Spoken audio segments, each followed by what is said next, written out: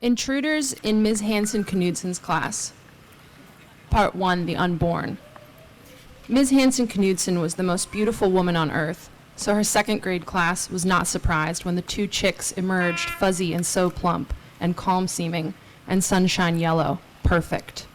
For a time, their little chirps floating out from the pouch Ms. Hansen-Knudsen made in her blouse were enough to put everyone in the class in an ecstatic trance. But there was the problem of the third unhatched egg.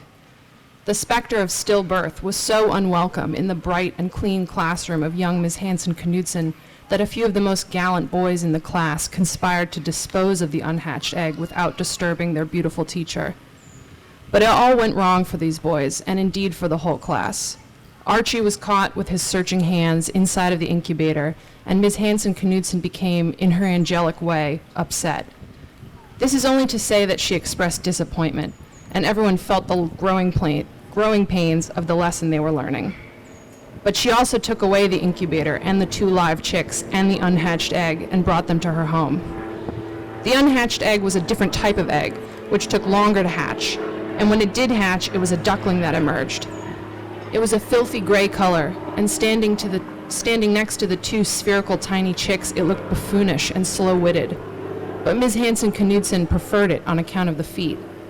It had the most harmless, charming, webbed orange feet, whereas the chicks' talons implied the spiky horrors they would grow into.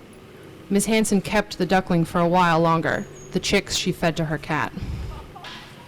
Part 2, The Early Latecomer.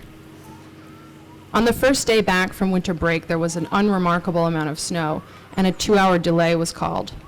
2-hour delays made everyone feel wretched, because they didn't have the virtue to be school days or the guts to be snow days. They were days without moral character.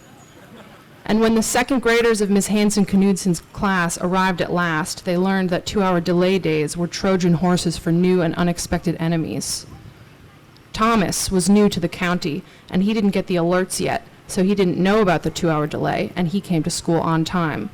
So did Ms. Hansen-Knudsen, who often came early to prepare her classroom for its day-long sacking by her class. So she took the opportunity to create an intimate bond with the new student, who spent 2 hours helping her with the sacred, opaque adult tasks of teaching, such as going into the copy room to make copies and preparing overhead slides. When the second graders of Ms. Hansen-Knudsen's class were introduced to Thomas, they were open-minded. But when Ms. Hansen-Knudsen told them that she and Thomas had already spent the morning getting to know one another, all their minds closed at once, like so many exits from a room where a bad thing is about to begin. They began to fantasize about all the cruelties they would visit on this boy, who was small, probably born late for the year. The girls would lash out with physical insults and then retreat into surliness. The boys would blame misbehaviors on him to turn Ms. Hansen-Knudsen sour. The girls would spread rumors to their mothers to be brought up in serious adult places. The boys would invite him to copy and then give him wrong answers.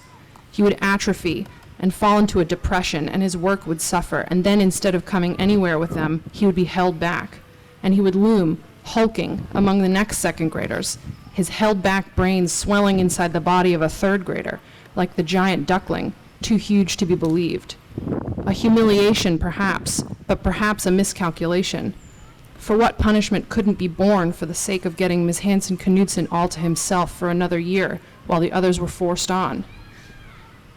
Part 3, The Unborn 2. They lived in terror of pregnancy, and when it befell her, they blamed themselves for stinking of fear. There was no change in her shape yet when she told them all and slotted a letter into each of their take-home folders. Everything was going to change for the worse. They wanted to hurt it, but it lived within the borders of Miss Hansen-Knudsen. They wanted to make her stop liking it, but it touched her from the inside. They counted out the months and saw that when it arrived, they would all be gone. It was the sickening relief of learning, as they would in earth science, that it will be 1 billion years before the earth falls into the sun and perishes. Nothing we need to worry about. What a relief, maybe, to die of something else besides that. Was that right?